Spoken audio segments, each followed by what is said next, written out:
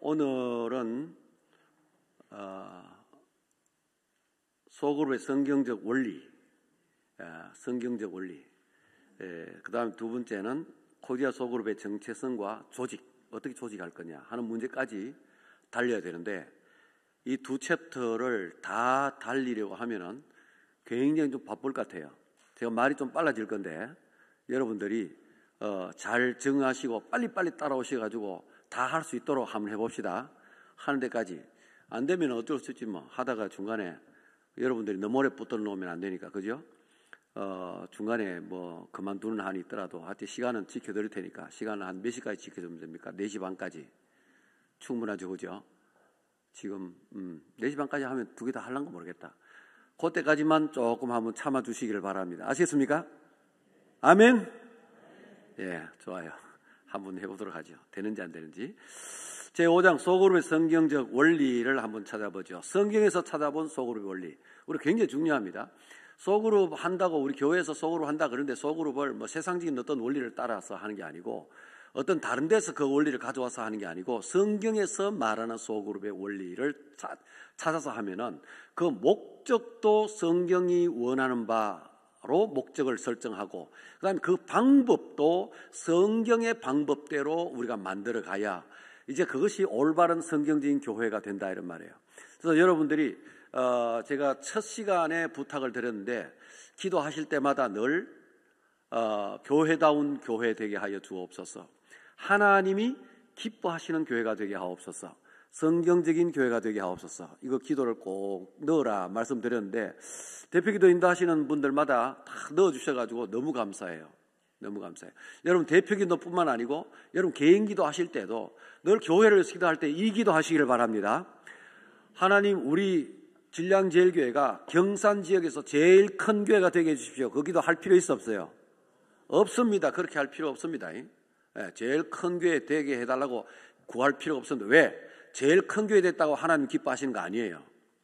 하나님은 큰 교회를 기뻐하시는 게 아니고 어떤 교회를? 교회다운 교회, 성경적인 교회를 기뻐하시는 거예요. 믿습니까? 그래서 우리 진량제일교회가 교회다운 교회가 되게 해 주십시오. 성경적인 교회가 되게 해 주십시오. 하나님이 그래서 기뻐하시는 교회가 되게 해 주십시오. 이게 최고단 말이에요. 그게 제일 좋은 교회예요. 아시겠습니까? 큰 교회가 좋은 교회예요, 좋은 교 아니에요.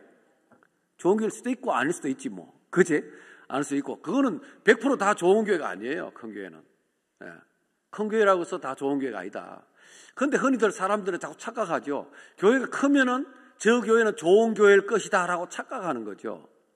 예. 그 전혀 사실이 아닙니다. 큰 교회일수록 교회다운 교회에서 멀어질 가능성이 훨씬 더 많습니다. 발버둥 치지 않으면은, 정말 교회다운 교회가 되기 위해서 발버둥 치지 않으면은 정말 성경이 말하는 그런 교회의 모습에서 점점 더 멀어져 간다 하는 사실을 기억해야 됩니다. 그러면 우리가 작은 교회가 되기를 원하느냐? 그건 아니에요. 왜 작은 교회가 되기를 원해? 작은 교회가 되기를 원하는 건 아니고요. 하나님께서 성장시켜주시면 성장시켜주시는 데까지 자라야 되죠. 점점 더 복음 전도도 열심히 해야 되고, 제자 훈련도 열심히 해야 되고, 제자 삼는 사역을 열심히 해야 되는 겁니다. 하는데, 그러나 목표가 큰 교회가 되면 안 된다는 말이에요. 목표가. 아시겠습니까? 큰 교회가 목표가 아니라 뭐가 목표다? 바른 교회가 목표다. 아시겠습니까?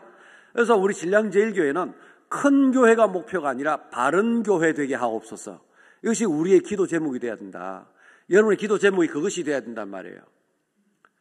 새벽마다 기도하시는 새벽기도 군사 여러분, 새벽마다 늘 하나님 앞에 아뢰기를 바른 교회 되게 하여 주옵소서, 하나님께서 기뻐하시는 교회가 되게 하옵소서, 교회다운 교회가 되게 하옵소서, 성경적인 교회가 되게 하옵소서.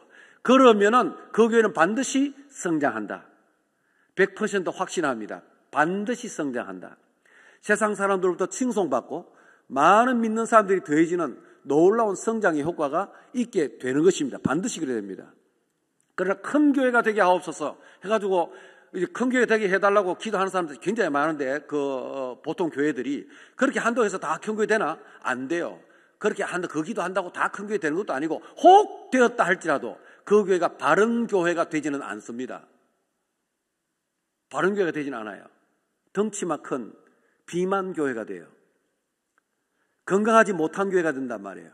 그래서 우리가 큰 교회가 되게 해달라고 기도하기보다 바른 교회를 추구하고 바른 교회를 목표 삼고 달려갈 때에 교회의 질도 튼튼해지고 좋아지고 거기다가 양도 저절로 늘어난다. 질도 제일, 양도 제일. 질량 제일 교회. 예. 그래서 여러분 반드시 큰 교회를 추구하는 여러분들이 아니라 좋은 교회, 바른 교회, 올바른 교회, 교회다운 교회, 하나님 기뻐하시는 교회를 추구하는 여러분 되시기를 바랍니다. 자, 소그룹의 성경적 원리 5가지를 말씀드리려고 해요. 이도로의 조직 원리에서 우리가 찾아볼 수 있습니다. 소그룹 원리를. 두 번째는 예수님의 리더십 원리에서 찾아볼 수 있어요. 세 번째는 신약 성경의 관계 원리에서 찾아볼 수 있고요. 네 번째는 만인 제사장의 원리 배워야 됩니다. 그 다음에 5번째는 성령의 공동체 원리다 이런 말이에요. 이 원리 5개를 여러분들이 머릿속에 딱 장착하시고 첫 번째 이도로의 조직 원리를 한번 봅니다. 모세의 인도하에 출애굽이 성공했습니다. 애굽을 탈출하는데 성공했습니다. 그죠? 성공했는데 그때 출애굽한 인원이 전체 몇 명이냐? 장정만 60만이라고 그렇게 이야기합니다. 장정만 60만이면은 남자 어른들 이야기하는 거거든요. 그러면 어린 아이들, 남자 어린 아이, 여자 어린 아이, 그리고 노인들 다 합하면은 약 200만 정도는 넘을 것이다. 200만 이상 된다. 이렇게 성경학자들이 추정을 합니다. 자, 200만 이상 되는 대군이 애굽을 탈출해서 광야에 나왔단 말이에요. 그래서 백성들이 이제 여러 가지 200만 넘으면 대구시만한 그 인구예요. 그 많은 인구들이 사람들이 여러 가지 갈등도 생기고 문제도 생기고 할 거 아닙니까? 도둑질도 생길 거고 싸움박질도 생길 거고 뭐 별일들이 다 생긴단 말이에요. 대구 시내 뭐 온갖 일이 다 생기잖아. 똑같다. 인간 사회는 똑같단 말이에요. 그런 많은 문제들이 생기는데 그때마다 전부 다 지도자 모세에게 찾아가서 해결해 달라고 이야기합니다. 이 문제를 해결해 달라. 네가 올라 내가 올라 그리고 재판해 달라고 이야기하고 이런 경우는 어떻게 해야 됩니까? 하고 민원이 막 쏟아진단 말이에요. 민원이 쏟아져요. 그 많은 민원을 모세가 해결을 하는데 하루 종일 줄 서서 기다리는 거예요. 사람들이 민원을 해결하러 오는 사람들이 하루 종일 줄 서서 기다리고 그날 햇발 때가 기다려도 다 자기 차례가 안 돼. 집을 돌아갔다가 다음날 또 오고 다음날 또 오고 이런 일이 생겨가지고 백성들도 지치고 모세도 지치고 그런 상황에 이른 겁니다. 그때에 이도로가 모세의 장인이죠. 이도로가 모세에게 조직 원리를 제안을 했습니다. 이렇게 조직을 해라. 그러면은 니도 살고 백성들도 살게 된다. 이런 제안을 해줬단 말이에요. 그것이 이제 출애굽기에 나오는데요. 출애굽기 18장에 한번 보세요. 읽어봅니다. 시작. 이튿날 모세가 백성을 재판하러 앉아 있고 백성은 아침부터 저녁까지 모세 곁에 서 있는지라. 모세의 장인이 모세가 백성에게 행하는 모든 일을 보고 이르되 네가 이 백성에게 행하는 이 일이 어찌 됨이냐 물었더니 뭐라고요? 어찌하여 네가 홀로 앉아있고 백성은 아침부터 저녁까지 네 곁에 서 있느냐 이렇게 했어요. 모세가 그 장인에게 대답했습니다. 뭐라고요? 백성이 하나님께 물으려고 내게로 옴이라. 그들이 이 일이 있으면 내게로 오나니 내가 그 양쪽을 재판하여 하나님의 율례와 법도를 알게 하나이다. 하나님의 법대로 판단을 해주는 이 일을 지금 내가 하고 있습니다. 이렇게 이야기를 하고 있단 말이에요. 그 다음에 가서 보니까 모세의 장인이 그에게 이야기합니다. 네가 하는 것이 옳지 못하다. 너와 함께한 이 백성이 필경 기력이 쇠할 것이다. 결국은 지쳤어. 니도 죽고 백성도 죽고 다 죽는다. 이 일이 네게 너무 중함이라. 네가 혼자 할 수 없으리라. 이런 말씀을 해줬어요. 그 다음에 21절에 가서 보면은 너는 또 온 백성 가운데서 능력 있는 사람들 곧 하나님을 두려워하며 진실하며 불의한 이익을 미워하는 자를 살펴서 백성 위에 세워가지고 1000부장과 100부장과 50부장과 10부장을 삼아라. 그래서 그들이 때를 따라 백성을 재판하게 해라. 큰 일은 모두 네게 가져갈 것이요 작은 일들은 모두 그들이 스스로 재판할 것이니 그리하면 그들이 너와 함께 담당할 것인즉 일이 네게 쉬우리라. 이렇게 조직해서 1000부장, 100부장, 50부장, 10부장 조직해서 하면은 일이 쉬워진다. 이렇게 이야기해 줬어요. 그래서 이에 모세가 자기 장인의 말을 듣고 그 모든 말대로 했다 안 했다?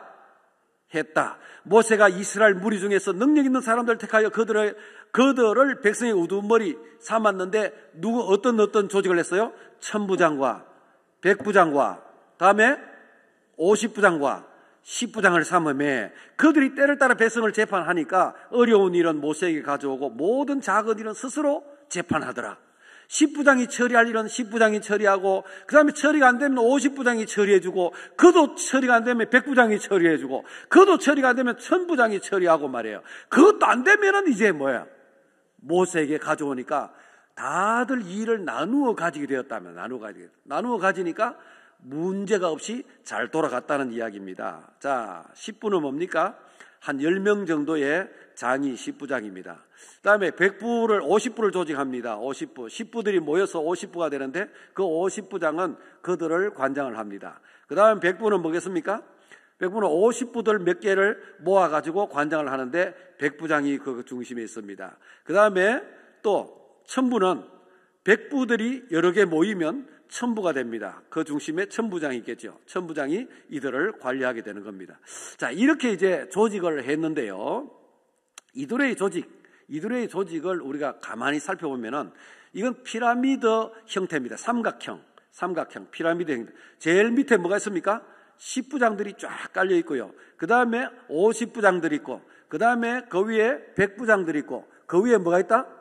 1000부장들이 있고, 그 위에 누가 있다? 모세가 있단 말이에요. 이런 형식으로 되어 있는 것이 이들의 조직 원리였어요. 세상의 많은 조직 원리들이 다 이와 비슷합니다. 대부분 사장 이하, 부장들, 그다음에 과장들, 대리들, 쭉 이렇게 이제 조직되어 있듯이 말이에요. 세상 많은 조직들이 이런 식으로 형태가 되어 있습니다. 자, 이들의 조직 원리의 특징이 뭔가 하니까 특징이 첫째는 사역의 분산 효과. 그죠? 사역을 한 사람만 다 담당하는 것이 아니고 사역을 분산한다. 이런 효과가 있습니다. 두 번째는 피라미드형 조직 형태라는 것이 특징입니다. 피라미드 꼭지점부터 해서 점점 더 벌어져 내려가는 거죠. 피라미드형 조직 형태. 그 다음에 세 번째는 뭡니까? 기존 공동체의 효율적인 관리 구조다. 이거는 기존에 있는 공동체를 어떻게 하면 더 효율적으로 관리할까 하는 여기에 특징이 있는 것입니다. 기존 공동체가 광야에 있었어요, 없었어요? 있죠. 기존 공동체 200만이라는 기존 공동체가 있는 상태에서 이걸 어떻게 효율적으로 관리하느냐, 여기에 관심을 두고 만든 조직이 바로 이 이두르의 조직 원리단 말이에요. 자, 읽어봅니다. 시작. 코이디아 소그룹 사역은 큰 소리로 다시 시작.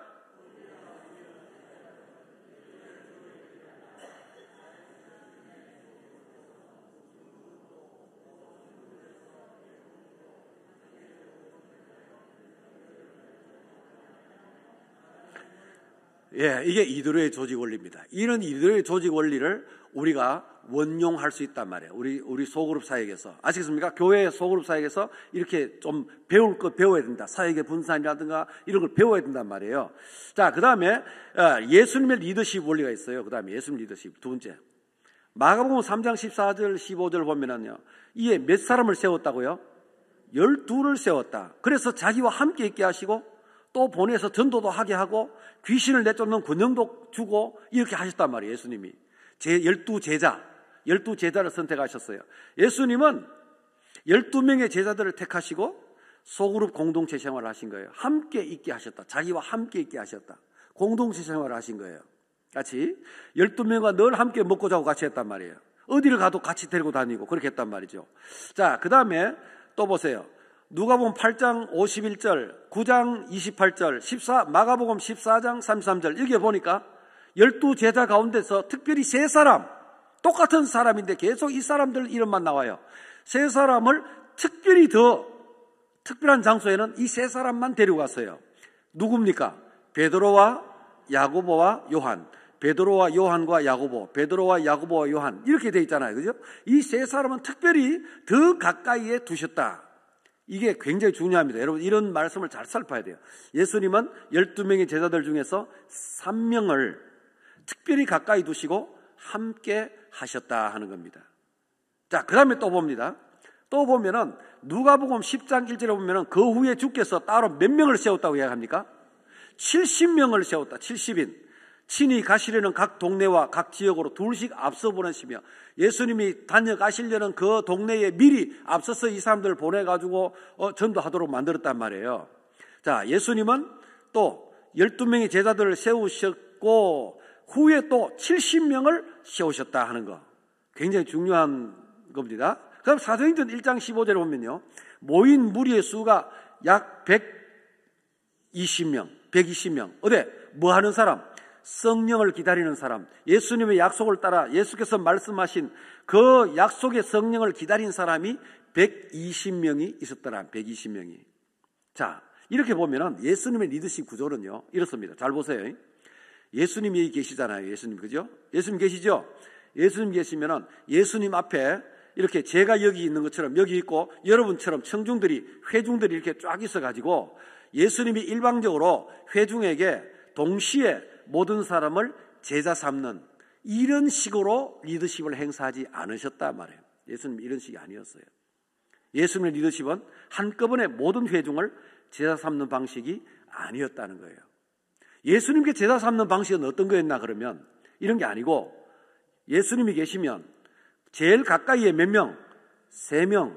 또 그 다음 가까이에 몇 명? 12명. 그 다음 가까이에 70명. 그 다음 가까이에 120명. 그 다음에 모든 모인 무리들. 예수님 앞에 모인 무리들. 예수님 소문 듣고 찾아온 모든 무리들. 이렇게 있단 말이에요. 무리가 굉장히 많았지만 예수님이 약속하신 말씀 믿고 성령을 기다린 사람 몇 명? 120명. 예, 120명. 예. 자, 이렇게 동심원으로 이렇게 했단 말이에요. 여러분, 교회에 진량제일교회라는 소문을 듣고 찾아온 사람들이 주일 낮예배 모임이에요. 그런데 주일 오후 예배는 낮에 모인 사람들 다 있나, 여기? 다 없죠? 축소된 거예요. 그래서 여러분들에게 주일 오후에 모인 무리들에게 더 깊이 가르칠 말씀이 따로 있는 거예요. 무슨 말인지 알겠죠? 주일 낮 예배 모인 무리하고 주일 오후 예배 모인 무리들에게 다 가르칠 내용이 다르단 말이에요. 이렇게 따로 더 깊이 가르칠 말씀이 있는 거예요. 그 다음에 또 여러분들이 다 돌아가고 나면 누가 남다 여기에? 목자들이 남아요. 목자들이 또 남아요. 그들에게 또 가르칠 내용이 있단 말이에요. 이렇게 교회도 마찬가지고 예수님도 이런 식으로 이제 제자 삼으셨다. 자, 잘 보세요. 이런 식으로 예수님은 동심원으로 점점 더 가까이서부터 차근차근 예수님은 가까이서부터 단계적으로 그 리더십에 영향력을 미치며 사역을 확장해 나가셨다 하는 겁니다. 자, 예수님께 배우는 리더십의 원리. 예수님은 소그룹을 만들어서 제자 삼으셨다. 무슨 원리? 집중의 원리. 예, 한꺼번에 수백 명, 수천 명, 수만 명을 전부 다 확 제자 삼아버리는 이런 능력이 없었겠습니까? 능력은 얼마든지 있습니다. 예수님 모든 능력이 다 있으십니다. 전능하신 분이십니다. 다 능력이 있습니다. 그러나 그렇게 하지 않으셨어요. 소그룹으로 만들어가지고 제자 삼으시는 집중의 원리를 집중하는 리더였어요. 예수님은 순차적으로 영향을 끼쳤어요. 3명, 12명, 70명, 그 다음에 120명, 그 다음에 무리 이렇게 순차적으로 영향을 끼치셨다. 순차의 원리, 서두르지 않는 리더였어요. 성질 급하게 한꺼번에 모든 세상을 다 변화시키겠다. 그런 식으로 안 하셨단 말이에요. 서두르지 않으셨다. 그 다음에 예수님은 함께 삶으로서 제자 삼으셨다. 함께 있게 하사, 택하시고 함께 있게 하사, 자기와 함께 있게 하셨다는 겁니다. 동거의 원리, 함께 사는 리더였습니다. 예수님은 함께 사는 리더. 그리고 또 예수님은 제자들에게 또 다른 사람을 제자 삼으라고 하셨어요. 계승의 원리, 보내는 리더였어요. 보내는 리더. 무슨 말 알겠습니까? 자, 예수님께 배우는 리더십의 원리가 4가지. 첫째는 집중의 원리, 그 다음에 순차의 원리, 그 다음에 동거의 원리, 그 다음에 계승의 원리. 자, 소수에 집중해서 제자 삼는 리더였고, 그 다음에 서두르지 않고 제자 삼는 리더였으며, 예수님은 또한 함께 생활하며 제자 삼는 리더였다. 그리고 또 다른 사람들에게 제자 삼게 하는 리더였다. 여기에서 우리가 코이디아 소그룹을 하면서 바로 여기에서 이 원리에서 배워와야 할 점이 굉장히 많아요. 무슨 말 하겠습니까? 소수에 집중하자, 서두르지 말자, 가까이 있는 사람들 확실하게 제자 삼는 사역부터 열심히 하자, 서두르지 말자, 한꺼번에 다 해내겠다 이런 생각하지 말자는 겁니다. 함께 생활하자. 생활 공동체다. 소그룹 사랑방은요, 여러분들이 그냥 일주일에 한 번씩 모였다 흩어지는 공동체가 아니고 생활 공동체, 일주일 내내 같이 연결되어 있는 생활 공동체다 이런 말이에요. 또 다른 사람들에게 제자 삼게 하는 리더. 소그룹 목자는 예비 리더를 예비 목자를 훈련시켜서 또 다른 사람들에게 다른 사람 맡겨서 일을 사역하게 하고 하는 이런 개성의 원리. 이걸 예수님께 배우는 리더십의 원리들이에요. 자, 그 다음에 한번 읽어봅니다. 시작. 코이디아 소그룹 사역은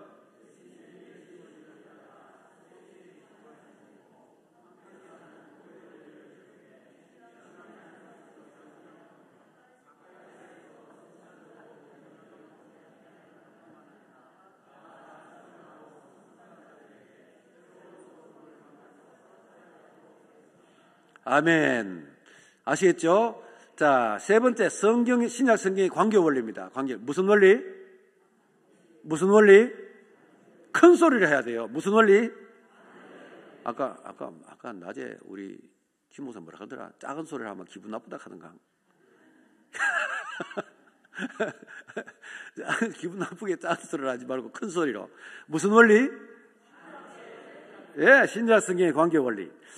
자, 타락한 인간 세상의 팽배한 개인주의와 이기주의, 자기중심적 삶은 가장 근본적인 죄입니다. 우리 인간에게서 죄가 왜 생겨났냐? 죄의 뿌리가 어디에 있느냐?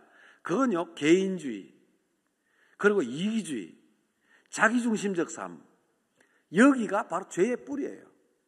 이것 때문에 전부 온갖 죄악들이 다 생겨나는 거예요. 이게 죄의 뿌리다. 그 다음에 그로부터 온갖 죄와 악한 것들이 표출되어 나온다. 그래서 성경은 구원받은 하나님의 백성들이 개인주의와 이기주의, 자기중심적 삶에서 벗어나서 어떻게 해야 된다? 아가페 공동체의 삶으로 들어갈 것을 거듭거듭 교훈해주고 있다. 성경은 그래서 거듭거듭 교훈합니다. 그것이 바로 관계 원리입니다. 거듭거듭 두 분만 했는데 두 분만 한 게 아니고요. 얼마나 많이 교훈해 주셨는지 모릅니다. 여러분 깜짝 놀랄 건요. 신약 성경은 교회의 관계 원리를 제공하고 있는데요. 성도 상호 간의 관계 원리를 서로 원리라고도 표현합니다. 서로 원리 혹은 관계 원리. 자, 교회 공동체는 성경의 가르침에 순종해서 관계 원리, 서로 원리대로 만들어져 가야 된다. 성경적 교회가 되기 위한 코이디아 소그룹 사역은 관계 원리를 따라서 그 말씀들을 실현해내고자 하는 사역이다. 그것이 코이디아 소그룹이다 이런 말이에요. 자, 봅시다. 관계를 상징하는 그림이고, 이런 구절들에서, 이 많은 구절들에서 다 이 무슨 말씀인지 압니까? 이 말씀들이 전부 다 서로 사랑하라는 말씀이에요. 이것뿐이냐? 더 많은데, 더 많이 지금 빽빽하게 지금 보이지 않으니까 이것만 우선 대표적인 거 몇 가지만 내놓은 거예요. 서로 사랑하라는 말씀이 이렇게 많습니다.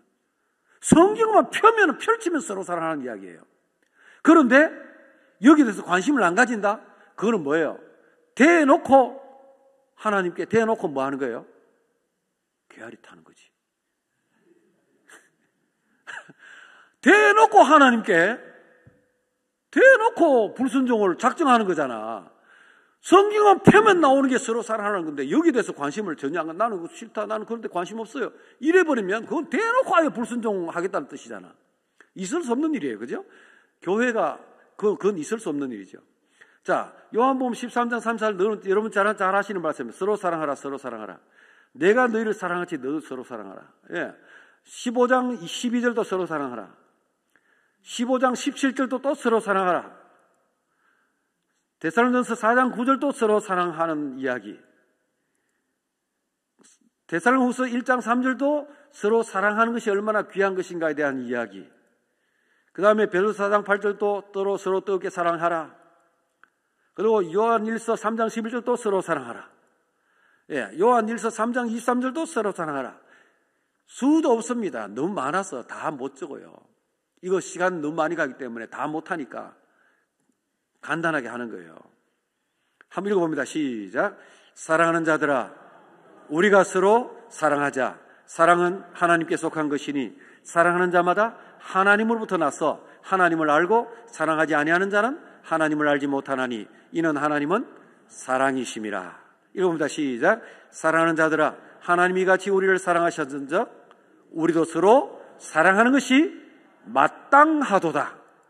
다음에 부녀여 내가 이제는 네게 구하노니 서로 사랑하자. 이는 새 계명같이 네게 쓰는 것이 아니요 처음부터 우리가 가진 것이라. 서로 사랑하는 것은 처음부터 천지 창조 때부터 아예 처음부터. 자, 그 다음에 또 이 관계 원리의 핵심은 서로 사랑하라는 말씀이다. 이게 핵심입니다. 그 외에 모든 서로 뭐뭐 하라 하는 말씀들 또 많이 나오는데, 관계 원리, 서로 관계를 어떻게 해야 되느냐, 서로 뭐뭐 하라, 서로 뭐뭐 많이 나오는데 이 다 뭐냐 하면 서로 사랑하라는 말씀을 이루기 위한 구체적인 실천 사항들입니다. 구체적인 실천 사항들 뭐예요? 구체적으로 어떤 것들이 있다? 자, 서로 발을 씻어주는 것이 옳다. 서로 종이 되라는 뜻이죠. 그리고 또 서로 봉사하라는 이런 말씀들 나옵니다. 그 다음에 또 어떤 말씀이 나오느냐, 이제 서로 위로하는 말씀도 나오고요. 그리고 서로 우애하고 서로 존경하라는 말씀도 나오고요. 자, 서로 또 서로 뭐 하라고요? 서로 마음을 같이 해라 이런 말씀도 있고요. 서로 화목해라 이런 말씀 다 뭐예요? 다 서로 사랑하라 다 걸려 있는 거예요. 다 걸려 있는 거예요. 그래서 서로 사랑하는 게 그게 강령이라고 해야 되잖아요. 강령. 온 율법과 선지자의 강령. 강령이라는 말이 뭔지 아십니까? 강이라는 말은 별이 강자입니다. 별이 강자. 영은 명령이죠. 별이가 되는 명령이다. 별이가 뭔지 아십니까? 별이 그물이죠. 그물. 고기 잡는 그물. 그물인데 그물을 큰 동아줄 같은 거 2개 이렇게 설치하고 그 다음에 거기에다가 가는 줄 쫙 망을 엮어 붙이죠. 이 큰 동아줄 그것만 당기면 망이 같이 쭉 딸려옵니다. 그 동아줄에 다 걸려 있습니다. 망이. 자, 작은 망들이, 작은 줄들이. 그 동아줄을 가리켜서 별이줄이라고 이야기해요. 별이라고 그래요. 그게 별입니다. 별이. 그 별이 강자거든요. 별이 강자. 강령이다. 그 말은 이게 중심되는 명령이다. 중심되는 여기에 모든 것이 다 딸려 있다. 서로 사랑하라에. 그래서 서로 마음을 같이 하라, 서로 화목하라, 다 똑같은 거예요. 보세요. 또 서로 받으라. 이것도 마찬가지예요. 서로 용납하라. 여러분 서로 용납하시길 바랍니다. 그리고 또 뭐예요?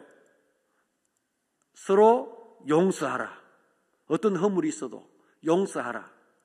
또 너희가 서로 무난하라. 무난하라. 서로 무난하라. 이런 말씀도 많이 나옵니다. 여기저기 많이 나와요. 또 뭐예요? 서로 짐을 지라. 다른 사람이 힘겨워할 때 짐을 나누어 질 수 있어야 된단 말이에요. 서로 짐을 지라. 서로 나누어 주라. 이런 게 다 뭐예요? 서로 사랑하라는 말씀이죠. 다 거기에 걸려 있는 거예요. 서로 화답하라. 서로 돌아보라. 서로 격려해라. 여기 있잖아. 서로 사랑하고 서로 섬기며 서로 격려하는 교회 적어놨네. 그죠? 서로 격려해라. 또 뭐예요? 서로 죄를 고백해라. 서로 기도해라. 서로 겸손해라. 서로 원망하지 마라. 서로 거짓말하지 마라. 서로 투기하지 마라.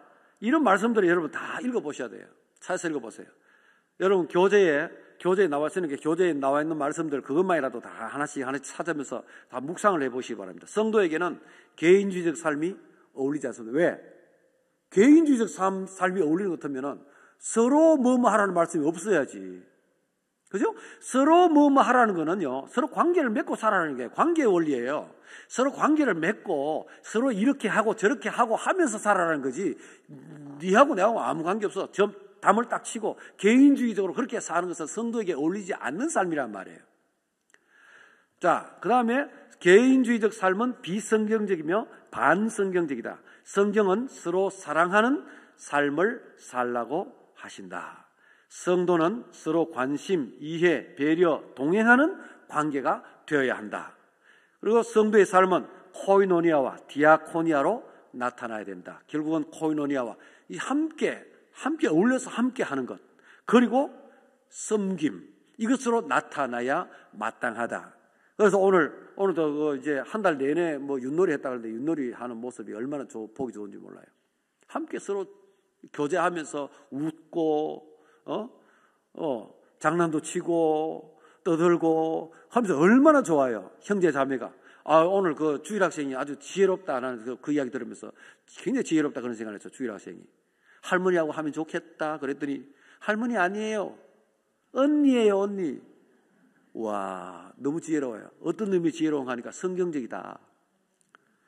한 하나님 아버지 아래에 우리 모두 다 뭐예요? 형제 자매. 모두 다 형제 자매거든. 한 하나님 아버지 아래에서 다 형제 자매잖아. 우리 영적 가족으로서 영적인 의미에서 다 언니 맞아. 언니, 누나 다 맞아.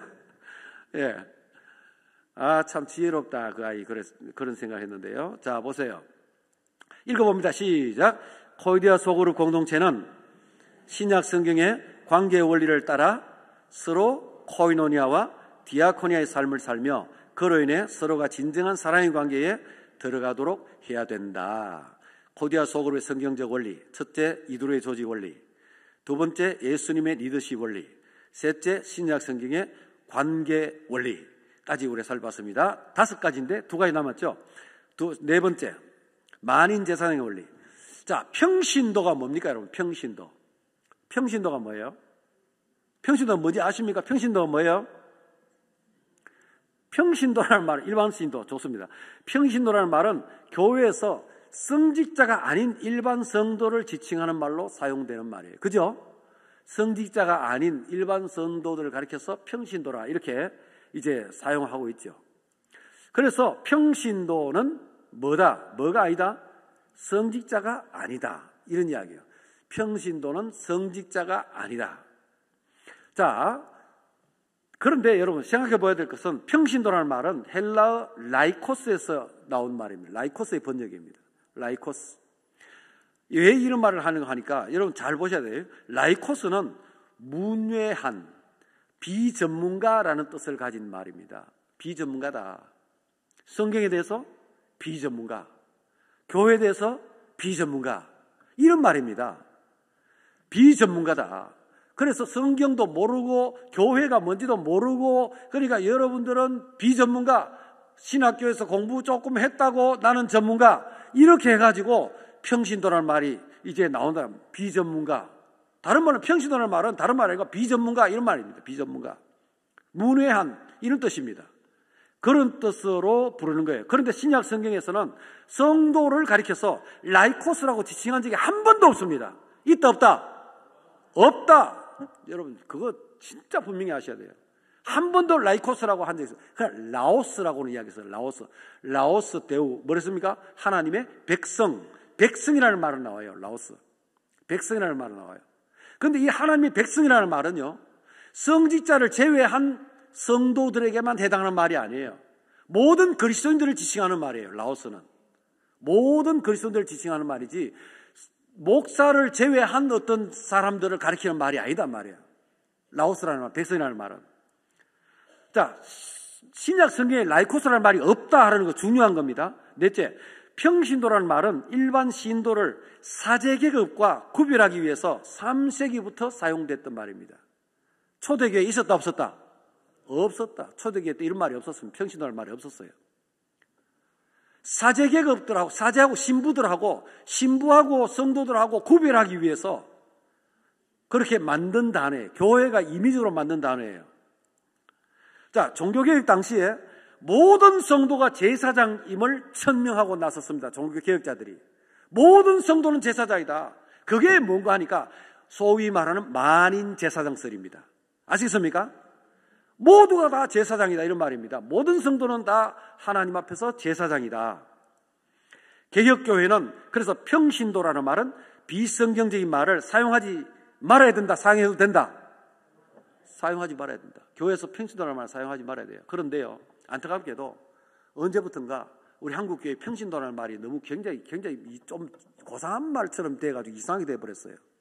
이거 원래요, 이거 종교개혁 이전에 교회가 쓰던 말이고 종교개혁 이후에는 나누어졌죠. 개신교회와 천주교회로 나누는데 천주교회에서는 아직까지 늘 쓰는 말입니다. 평신도 협의회 회장 이런 거 있어요. 평신도회 회장 그러거든요. 평신도라는 말이 아주 굉장히 많이 사용합니다. 그런데 개신교회에서는 사용하지 말아야 되는데도 불구하고 이게 어느 틈인가 개신교회에 설못이 들어와가지고 사용되고 있다는 거예요. 깊이 생각 안 해보면은 다들 사용하니까 그냥 별 생각 없이 사용하고 있는 거예요. 특히 언제 좀 많이 사용해버리냐, 옥하는 목사님이 내가 제일 존경하는 목사님 한 사람을 꼽자면 나는 옥하는 목사님이라고 늘 이야기해요. 제일 존경합니다. 그분의 그 올바른 성경관, 올바른 믿음, 꼿꼿한 정말 변함없이 꼿꼿한 그런 그 목회적 태도, 이런 게 너무 좋아가지고 나는 그분을 굉장히 존중합니다. 그런데 이분이요, 평신도를 깨운다 책을 썼거든. 제자훈련 사역을 했다는 평신도. 그때까지만 해도 이게 이제 그게 알려지면서 옥하는 목사님 많은 사람들이 존경하고 따르니까 이분이 그 말을 쓰면서 더 많이 알려져 버렸어요. 여기저기서 평신도라는 말이 막 자연스럽게 쓰이게 되고, 평신도 대학 뭐 이런 것도 만들고, 평신도 성경대학 뭐 평신도 평신도 이런 게 막 생겨나기 시작했는데요. 암적 존재입니다. 이 단어가 교회를 망치는 암적 존재입니다. 알게 모르게 스며들어가지고 우리를 망치는. 옥하는 목사님이 나는 너무 존경하는데 그건 하나 실수했다라고 생각하고 있어요. 늘 이야기합니다. 그거 하나 실수했다. 조금만 더 생각하셨으면 좋았을 걸. 그거 하나 실수했다. 그렇게 생각하고 있는데요. 이거는 사용하면 안 되는 말이에요. 성경에도 없는 말입니다. 종교개혁 당시에 이거 폐기 처분한 겁니다. 다시 주워와서 사용하면 안 되는 거예요. 무슨 말인지 알겠습니까? 그래서 교회 안에서 평신도를 사용하면 된다, 안 된다? 앞으로는 사용하지 마세요. 지금까지는 그래도 뭐 다른 사람 다 하니까 그냥 아무 생각 없이 사용했다 치자. 이제 앞으로는 알았으니까 이제 하지 말자는 거예요. 하지만 절대로 하면 안 된다. 자, 만인제사장의 원리. 제사장이라는 건 뭐냐? 평신도라는 거 살펴봤고, 제사장이라는 거는 하나님과 사람 사이에서 종교적인 일을 감당하는 사람을 제사장이라 그렇게 이야기합니다. 제사장은 다른 말로 사제라고 이야기합니다. 이거 사제라는 말은 주로 어디 씁니까? 천주교에서 사제라는 말을 쓰는데 똑같은 말이 제사장이라는 말이랑 같은 말이에요. 동의어입니다. 동의어. 그 다음에 성직자. 이거는 일반적으로 사람들이 사회에서 이렇게 쓰죠. 성직자 그러면은 뭡니까? 뭐 목사, 스님, 그 다음에 또 뭐 신부님, 뭐 이런 목사님, 이렇게 다 쓰는 걸, 이런 사람들 가리켜서 성직자라 이렇게 표현하죠. 이건 다 뭐야? 같은 의미다. 다 같은 의미다. 단어의 의미상 다 같은 의미다 말이에요. 같은 의미인데, 제사장이라는 거는 예수 그리스도 안에서 모든 성도가 제사장이라는 뜻이다. 만인 제사장이라는 말은. 또 앞에 만인자 붙으면 예수 그리스도 안에서 모든 성도가 다 제사장이라는 뜻이다. 아시겠습니까? 네. 모든 그리스도인은 뭐라? 제사장이요, 사제요, 성직자다. 그래서 여사람이 물어보세요. 당신은 성직자입니까? 물어보세요. 지금 빨리 물어보세요. 성직자입니까? 물어보세요. 그렇게 물으니까 선뜻 예, 그렇습니다. 대답하기 좀 그렇죠? 그건 일반 사회적인 시각이고 성경적 시각으로 우리가 말해야 돼요.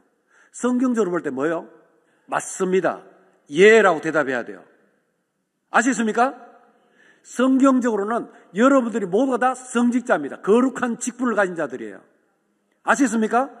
그래서 여러분들은 성경적으로 생각하고 성경적으로 말을 해야 되는 겁니다. 모든 그리스도인이 다 제사장이요, 사제요, 성직자다. 이게 만인제사장입니다. 자, 개혁교회는 성경을 따라서 모든 그리스도인이 제사장임을 가르치는 겁니다. 이게 개혁교회예요. 개혁된 교회, 개신교회예요. 모든 성도는 자신이 제사장의 직분을 가했다는 것을 잊지 말아야 된다. 그래서 그 사명을 온전히 감당하려고 애쓰는 자가 되어야 된다. 목사가 제사장적 직분을 감당하려고 발버둥 치듯이 여러분 또한 제사장적 직분을 감당하기 위해서 발버둥을 치는 자가 되어야 한단 말이에요. 아시겠습니까? 목사가 그렇게 발버둥을 치고 애를 쓰듯이 여러분 또한 그 성직을, 하나님께서 주신 그 성직을 더 잘 감당하기 위해서 날마다 애쓰고 노력하고 기도하고 애써야 된단 말이에요. 아시겠습니까? 이게 만인 제사장의 원리예요. 중요합니다. 구약시대의 제사장은요, 이런 그 회막에서 섬기는 사람들을 제사장을 그랬어요. 누가 제사장 직분을 가지고 섬겼습니까? 구약시대에? 누가 그랬어요? 출애굽기 28장 1절 보세요. 거기에 보니까 누가 제사장 됐습니까? 아론과 그의 아들들, 이 사람들 세워가지고 나를 섬기는 제사장 직분을 행하게 하라, 이렇게 말했습니다. 출애굽기 29장 9절에 보니까 아론과 그의 아들들에게 또 따로 그렇게 맡겨가지고 너는 이같이 아론과 그의 아들들에게 위임하여 거룩하게 할지니라, 이렇게 했단 말이에요. 자, 그리고 또 민수기 3장 6절에 9절 보니까 레위 지파는 나아가 제사장 아론 앞에 서서 그에게 시종하게 하라. 회막에서 시무하되 너는 레위인을 아론과 그의 아들들에게 맡기라. 아론과 그의 아들들이 제사장인데 그 아론과 그의 아들들을 도와서 함께 섬기는 제사장적 직분을 가진 자가 레위 지파 사람들이었다. 나머지 레위 사람들이었다. 레위 지파였다 이런 말이에요. 자, 이 광야에서 이렇게 이제 성막을 치고 이제 생활을 했는데 여기에서 여기 바로 성막이죠, 성막. 그죠? 가운데 있는 거. 이 안에서 이렇게 섬깁니다.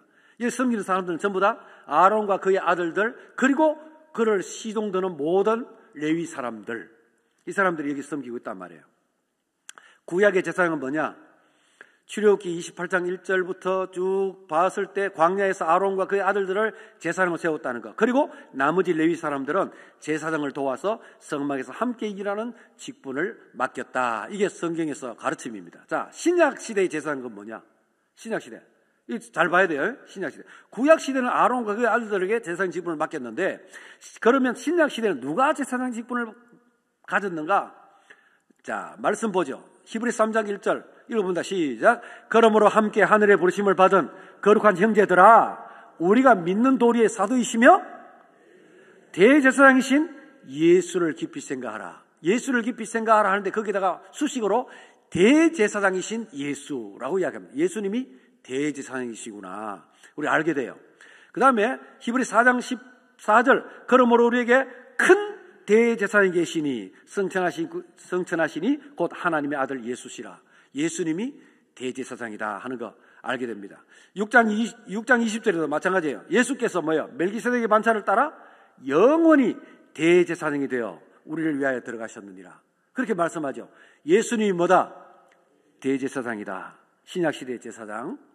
자, 완성되고 성취된 제사장의 직분 보세요. 기름 부음 받은 자가 뭡니까? 기름 부음 받은 자 아십니까? 기름 부음 받은 자를 히브리 말로 뭐라고 그래요? 히브리 말로. 구약의 언어로. 기름 부음 받은 자를 구약의 언어로. 메시아, 그렇지, 메시아입니다. 메시아라는 무슨 뜻이라고? 기름 부음 받은 자. 다른 말로 기름 발린 자. 기름 기름 부음 받은 자. 이게 이제 메시아라, 메시아. 그리고 신약의 언어로 헬라어로는 그리스도죠, 그리스도. 메시아는 곧 그리스도입니다. 자, 기름 부음 받은 자, 메시아, 그리스도인데요. 기름 부음 받은 자가 옛날에 구약시대 기름 부음 받은 자, 누구? 왕이죠. 왕에게 기름을 붓습니다. 기름 부어 세웁니다. 그 다음에 제사장을 기름 부어 세웁니다. 그 다음 또 누구를? 선지자를 기름 부어 세웁니다. 그 다음에 신약에 와서 대제사장이신 예수 그리스도께 예수님이 바로 기름 부음 받은 자가 된 겁니다. 기름 부음 받은 자. 메시아로 오셨다 그러잖아요. 메시아. 자, 이게 이제 왕도 제사장도 선지자도 다 예수님에게서 성취되고 완성되었단 말이에요. 무슨 말인지 알겠습니까? 이해됩니까? 예, 예수님 안에서 왕도 제사장도 선지자도 이 모든 직분들이 다 기름 부음 받은 자의 직분들이 예수님께 성취돼. 예수님은 왕이십니다. 예수님은 제사장이십니다. 예수님은 선지자십니다. 그렇게 이 성취자로서 이 땅에 오셨단 말이에요. 자, 신약시대 제사장 또 좀 더 보면은 베드로전서 2장 5절 누가 제사장이라고 이야기합니까? 너희도 거룩한 제사장이 될지니라. 너희도. 너희는 누구겠습니까?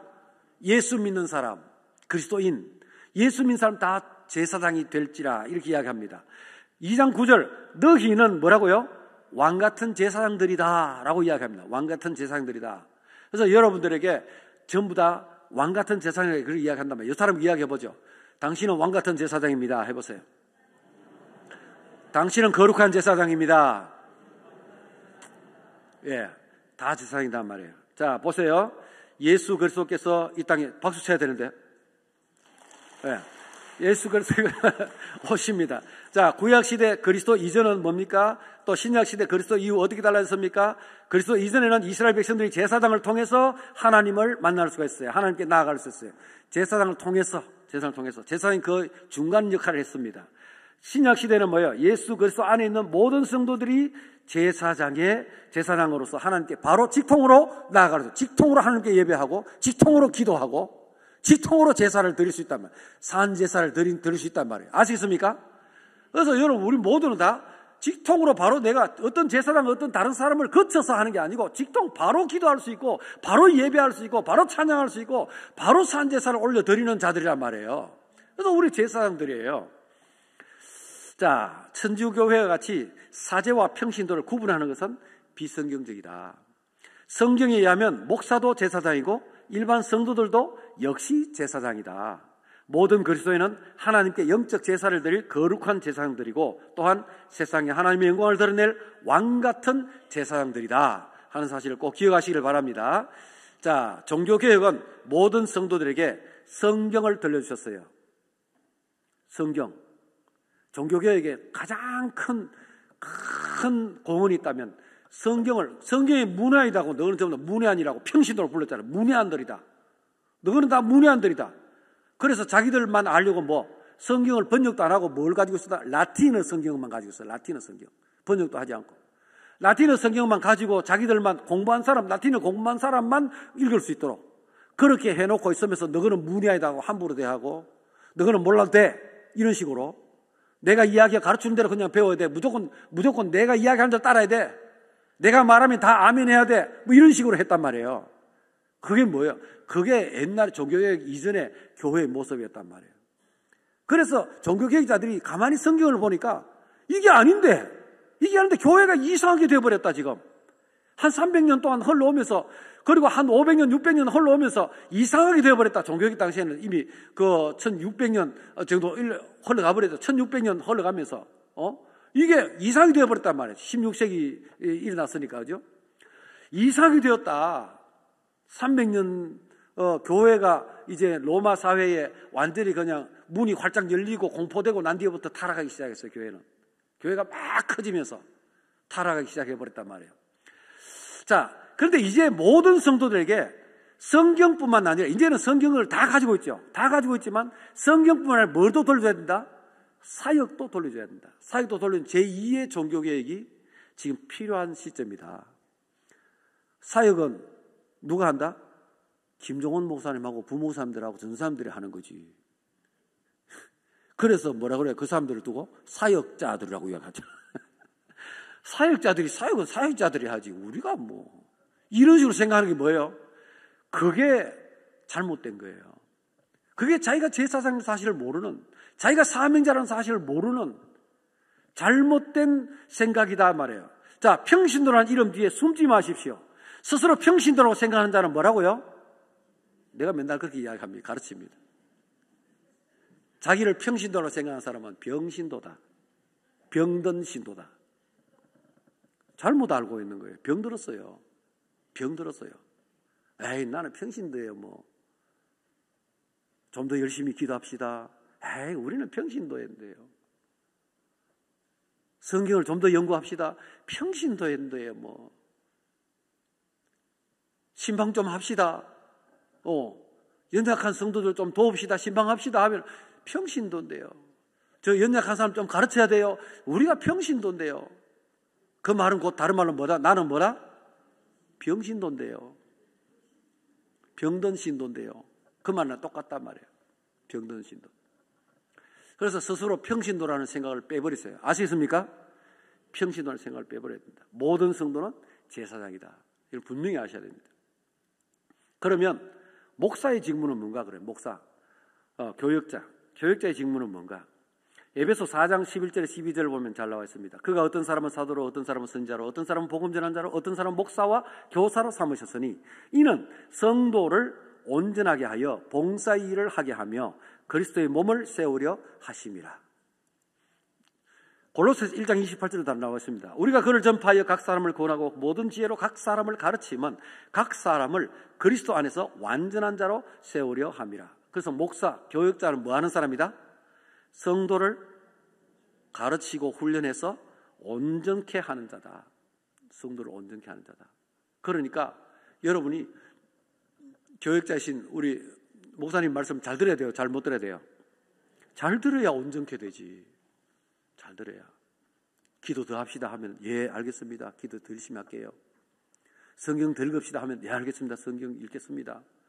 잘 들어야 훈련이 되고 온전한 성도로 자라갈 수 있단 말이에요. 아시겠습니까?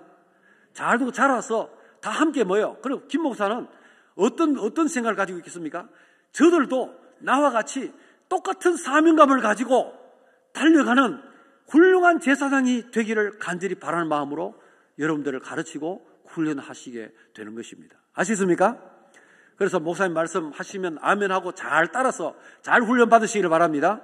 그래서 온전한 자가 되어 성숙한 자가 되어서 정말 다른 사람이 모범이 되고 처음 온 사람들이 봤을 때 진짜 다르다. 이 교회는 성도들이 뭔가 급수가 다르네. 그래서 뭔가 배울 게 있네. 거의 교육자 수준, 다른 교회 교육자 수준이네. 이렇게 돼야 돼요. 다른 교회 교육자 수준 돼야 돼요. 아시겠습니까? 질도 제일, 양도 제일, 우리 질량 제일 교회 그래 돼야 돼요. 아시겠습니까?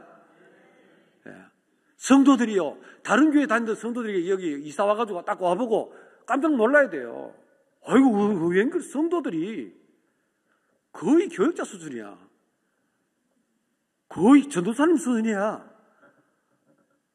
정도면 부목사님 수준이지. 막 이런 생각이 들어야 돼요.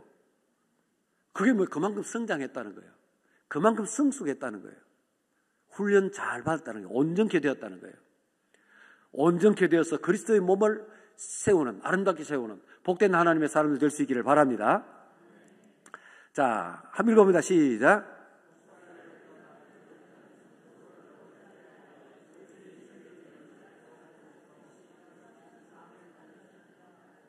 그러므로 제사장의 소명을 받은 모든 성도는 교육자로부터 교육과 훈련을 받고 성숙한 성도가 되어 맡은 바 직분을 따라 잘 섬기는 자가 되어야 한다. 아멘. 자, 성경적인 교회, 교회다운 교회는 어떤 교회다 그러면 평신도가 없는 교회, 성직자만 있는 교회, 성경적인 교회입니다. 아시겠습니까? 여러분, 우리 질량제일교회는 성직자만 있는 교회가 되기를 바랍니다. 성직자가 있는 교회만 되기를 바랍니다.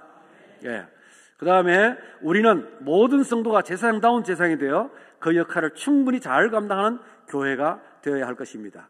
코이디아 소그룹 사역은 그래서 모든 성도가 제사장이라는 만인 제사장 원리를 따라 모든 성도를 거룩한 사역자로 세우는 목적을 가지고 있는 것입니다. 마지막으로, 자, 이들의 조직 원리, 예수님 리더십 원리, 신약성의 관계 원리, 만인 제사장 원리까지 봤는데 마지막으로 뭐라고요? 성령의 공동체 원리.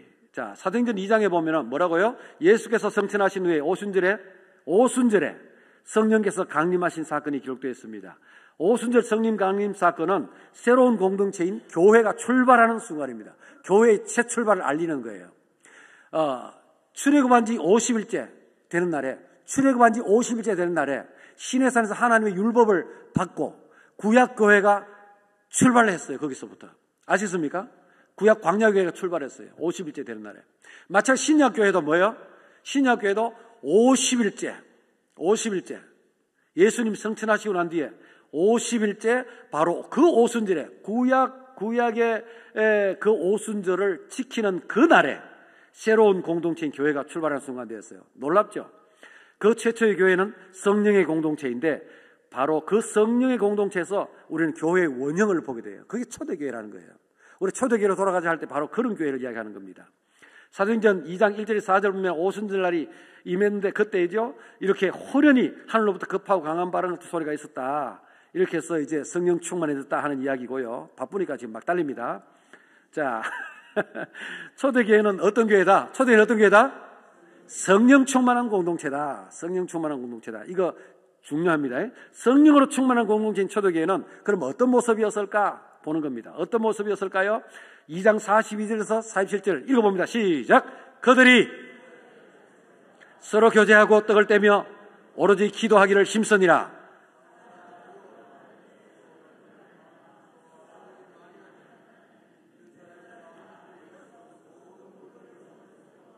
또 재산과 소유를 팔아 각 사람의 필요를 따라 나눠주며 날마다 마음을 같이하여 성전에 모이기를 힘쓰고 집에서 떡을 떼며 기쁨과 순전한 마음으로 음식을 먹고 하나님을 찬미하며 또 온 백성에게 칭송을 받으니 주께서 구원받은 사람을 날마다 더하게 하시니라. 아멘.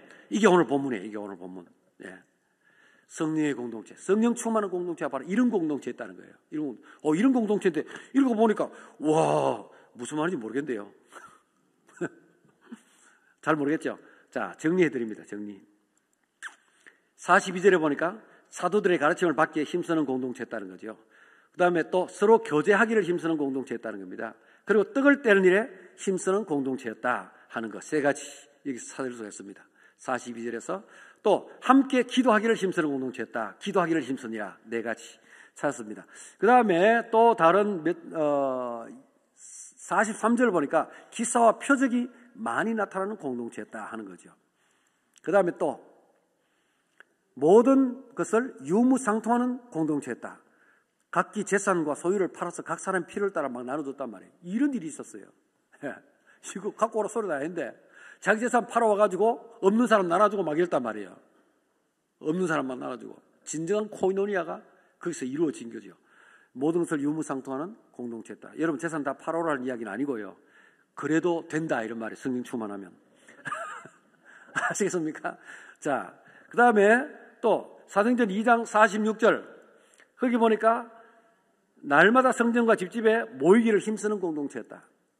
또 어떤 공동체였다? 하나님을 찬미하는 공동체였고 온 백성에게 칭송을 받는 공동체였고 그래서 구원받는 사람이 날마다 더해지는 공동체였다 하는 겁니다. 자, 10가지 찾아봤어요. 10가지. 말씀, 가르치고 배우는, 교제, 서로 함께 떡을 떼며 교제 나누는 거, 또 유무상통하는 거, 그죠? 예찬, 기도, 그 다음에 표적, 통용, 서로 유무상통, 모이기를 힘쓰고, 찬양하고, 칭찬받고, 모든 사람들에게 칭찬받고, 그래서 모이기를 점점 더 믿는 사람들 수가 늘어나는 성장의 효과가 있는 이런 공동체, 성령으로 충만한 공동체였다. 성령으로 충만한 공동체의 특징들 10가지입니다. 특징 10가지. 자, 이렇게 성령 충만한 공동체의 특징들이 있는데요. 자, 사도들의 가르침을 받기에 힘쓰는 공동체였고 서로 교제하기를 힘쓰는 공동체고 함께 떡을 떼며 떡을 떼는 일에 힘쓰는 공동체, 함께 기도하기를 힘쓰는 공동체, 기사와 표적이 많이 나타나는 공동체, 그 다음에 모든 것을 유무상통하는 공동체, 그 다음에 날마다 성전과 집집에 모이기를 힘쓰는 공동체, 그 다음에 하나님을 찬미하는 공동체, 그 다음에 온 백성에게 칭송을 받는 공동체, 그 다음에 구원받는 사람이 날마다 더해지는 공동체. 이런 교회가 되고 싶지 않습니까? 되고 싶죠? 되고 싶은 사람, 우리 교회는 이런 교회가 됐으면 참 좋겠네 하는 사람만 큰 소리를 하면 이런 교회 되기를 간절히 축원합니다. 자, 성령 충만한 공동체의 특징들이 이런 특징들이 이제 나타나는 것을 우리가 살펴봤는데요. 성령의 공동체란 성령으로 충만한 공동체를 가리킨다. 성령으로 충만하다는 것은 온전히 성령의 지배를 받고 성령의 인도하심을 따르는 상태를 가리키는 말, 그것이 성령 충만이다 이런 말이에요. 성령의 지배를 온전히 받는 것, 성령의 인도하심을 따라서 한 걸음 한 걸음 모든 행동 하나하나 하는 것, 성령 충만하다 이런 말이에요. 코이디아 소그룹 사역은 성령의 공동체 원리를 따른다. 그래서 성령 충만한 소그룹들이 되어야 한다 이런 말이에요. 자, 읽어봅니다. 코이디아 소그룹 사역은, KDS는 코이디아 소그룹 사역. 자, 읽어봅니다. 시작. 코이디아 소그룹 사역은 초대교회의 모범을 따라 성령으로 충만하여 말씀, 교제, 애찬, 기도, 표적, 통용, 모임, 찬양, 칭찬, 성장의 모습이 풍성에 나타나는 것을 목표로 하여 나아간다. 읽어봅니다. 시작. 코이디아 소그룹은 이들의 조직 원리처럼 체계적인 조직 구조를 가지고 예수님의 리더십을 본받아 집중적으로 섬기며 관계 원리를 따라 친밀한 사랑의 관계를 이루고 만인제사의 원리대로 모든 성도가 사역자로 세워지며 초대교회와 같은 성령의 공동체가 된다. 할렐루야! 이런 공동체 될 수 있기를 바랍니다. 자, 정체성과 조직 바로 들어갑니다. 30분에 끝내준다 했으니까.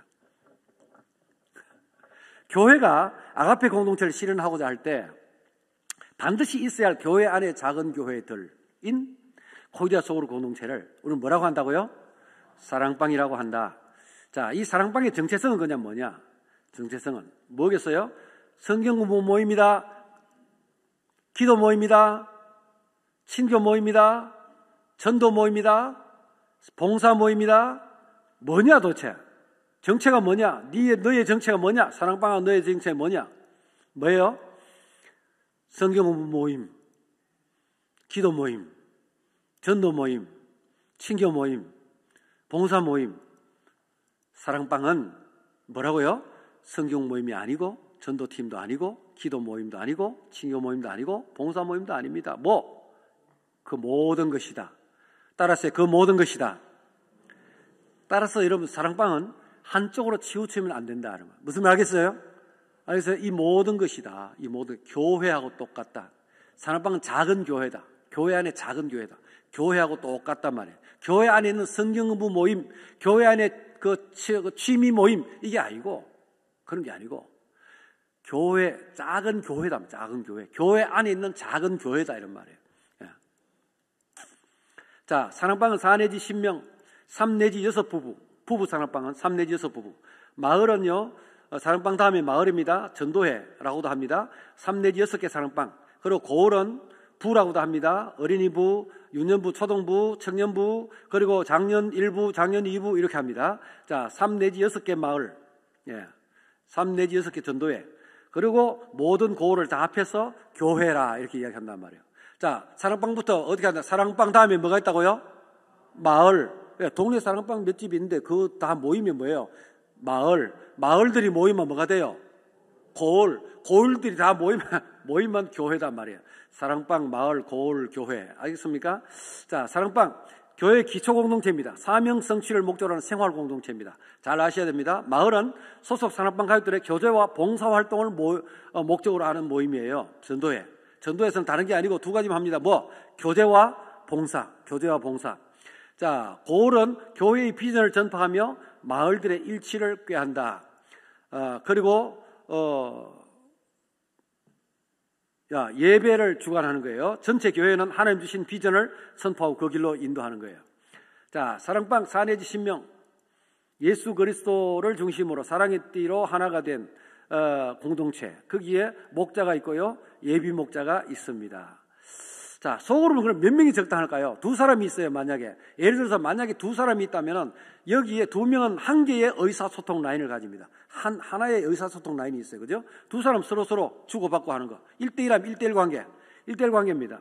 그럼 4 사람이 되면 의사소통 라인이 몇 개일까요? 2 사람은 한 개인데 4 사람은 몇 개? 2 사람은요, 6개가 됩니다. 6개. 4개가 아니고, 2개도 아니고, 2개랑 4개도 6개 돼요. 어떻게? 이 사람은 이 사람 관계, 이 사람 관계, 이 사람 관계, 이 사람 관계. 또 이 사람도 관계 있어야 되잖아. 또 이 사람도 있어야 되잖아. 6개예요. 6개의 의사소통 라인이 생깁니다. 그 다음에 또, 그러면은, 6명 같으면 한 몇 개쯤 될까?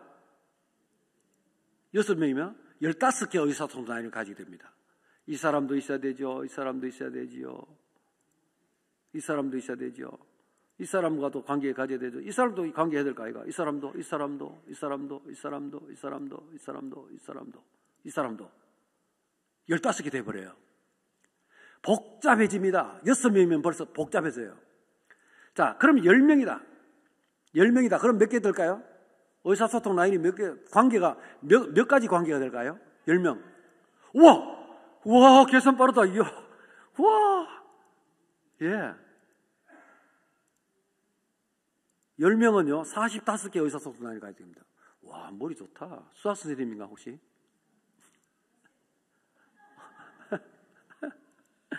의사소통 라인의 수를 계산하는 공식이 이렇습니다. 계산하는 공식이. 예.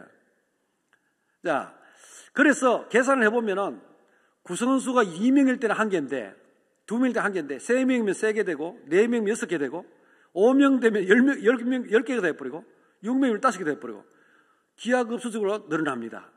이렇게 관계가 복잡해집니다. 관계, 사람 숫자 하나하나 더 늘어날 때마다 관계는 엄청나게 더 복잡해져 간다, 이런 말이에요.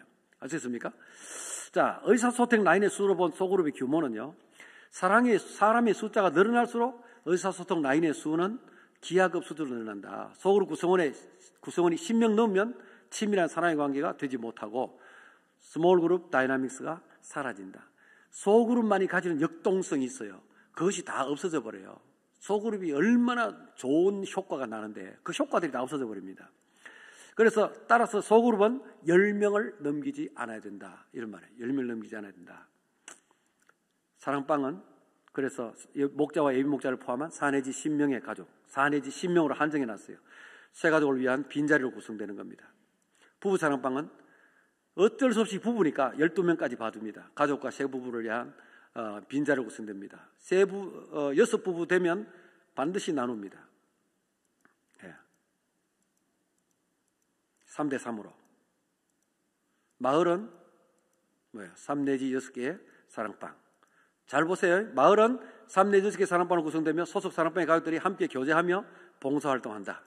자, 고을은 뭐예요? 고을은 여기에 부장이 있겠죠. 부장, 현감, 고을 현감, 마을 촌장, 고을은 현감, 부장, 전도회장, 그죠? 부장은 현감이죠. 전도회장은 촌장이죠. 자, 이게 다 합하면, 모든 고을 다 합하면 뭐가 됩니까? 이 모든 고을들이 다 합해지면 뭐가 되겠습니까? 이게 교회지 뭐. 다 합하면 교회지 뭐.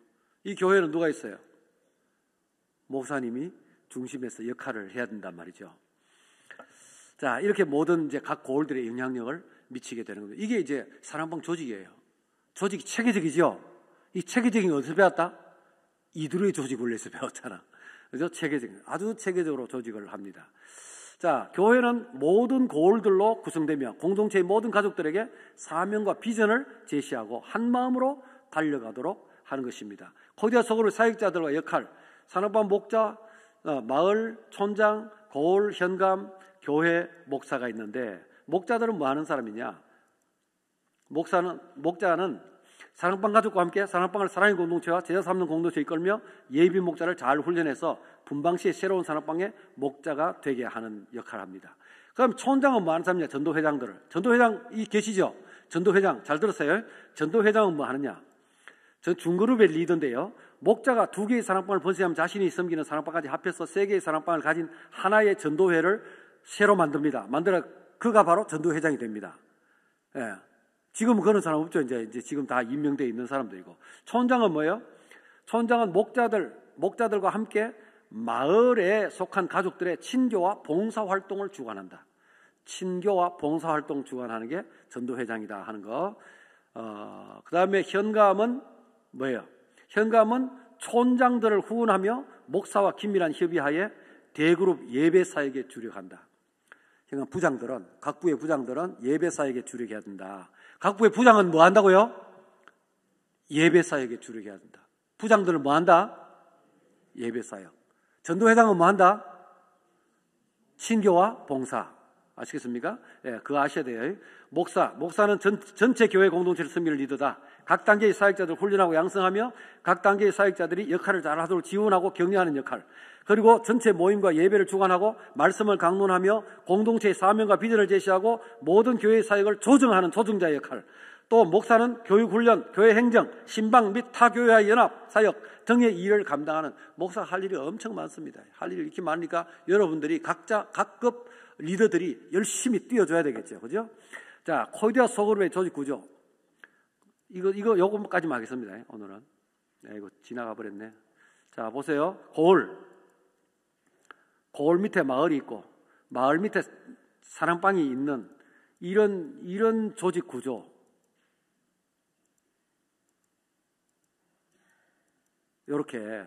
요게 아니다 하는 거, 이런 보여주는 거 아니다.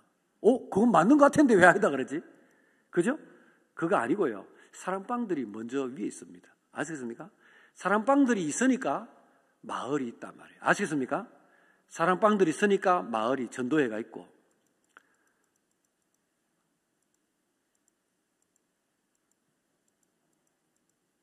이렇게 사랑방들이 있으니까, 사랑방들이 모여서 전도회가 있고, 이 전도회들이 있으니까 부가 있다.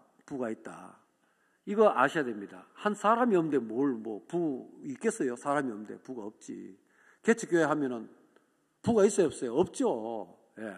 사랑방만 먼저 있죠. 그래서 사랑방이 제일 중요하다는 이야기예요. 이렇게 돼 있어야 된다. 조직 구조가 이렇게 돼 있어야 된다. 이래 돼 있어야 된다. 그래서 구조가 달라요. 여러분 이거 빨리 고쳐야 되는데, 교회가 이제 질량지력이 되면 이렇게 엄청나게 커지겠죠. 어이구, 이만큼 되면 질량지력보다 숫자 더 많으려고 보겠다. 이렇게 교회가 이렇게 돼 있단 말입니다. 이런 식으로 형성돼 있단 말이에요. 자, 교회가 이런 식으로 형성되어 있는 경우도 있습니다. 많은 경우에 잘 몰라가지고 교회 조직을 잘 몰라서 이렇게 교회 밑에 고을들, 부들 밑에 전도회들, 전도회 밑에 소그룹들 이렇게 돼. 이 관리형 조직입니다. 관리형 조직. 관리입니다. 그냥 관리하겠다는 거죠. 이미 기존에 있는 교회를 관리하겠다. 관리자의 마음을 가지고 있습니다. 그러나 이제 거꾸로 이렇게 생각하고 있는 사람이 있어요. 이렇게. 사랑방들이 먼저 있고, 그래서 이제 마을들이 있고, 마을들이 있어서 고을이 있단 말이죠. 그래서 교회가 있는 거다. 지원형 조직, 지원하는 자들, 관리하는 자가 아니고 지원자다. 각급 리더들은 다 지원자다, 이런 말이에요. 지원자. 성경에 두 모델이 나타납니다. 광야교회 모델이 있는가 하면은 초대교회 모델이 나타나요.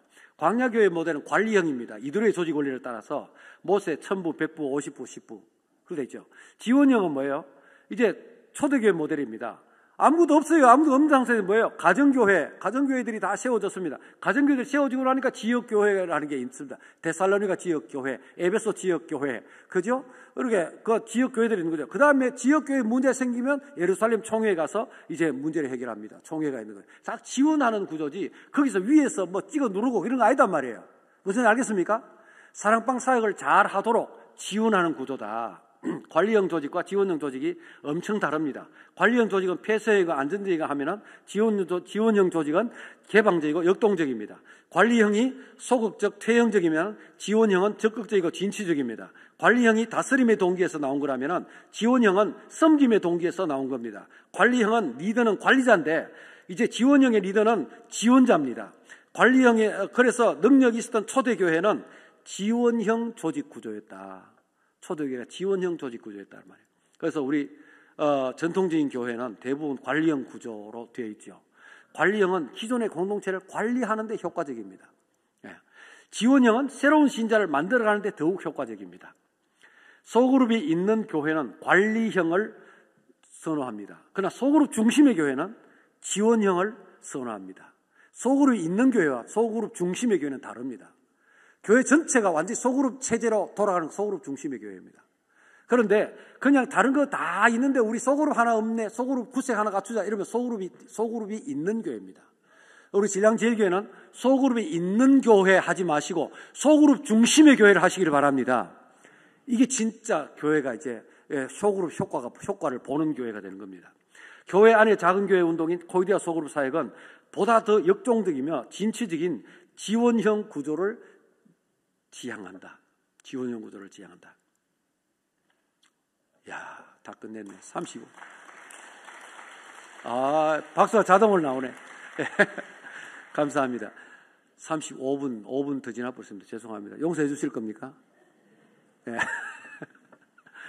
네, 우리 함께 기도하겠습니다. 하나님 감사합니다. 은혜 가운데 또 저희들을 부르시고 이렇게 늦은 시간까지 우리 사랑하는 주의 종들 모여서 함께 주의 말씀을 공부하며 이 말씀 따라 교회를 세워간다는 것이, 성경적인 교회를 만들어간다는 것이 어떤 것인지를 알아갈 수 있게 하심을 감사합니다.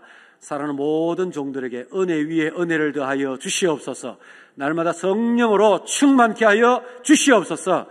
그래서 주께서 이 시대에 우리에게 맡기신 우리 진량제일교회를 보다 더 아름다운 교회로, 보다 더 멋진 교회로, 교회다운 교회로, 이 시대에 정말 하나님께서 기뻐하시는 교회로 만들어가기에 부족함이 없는 모든 사역자들이 다 되게 하여 주시옵소서. 예수님의 이름으로 기도드리옵나이다. 아멘.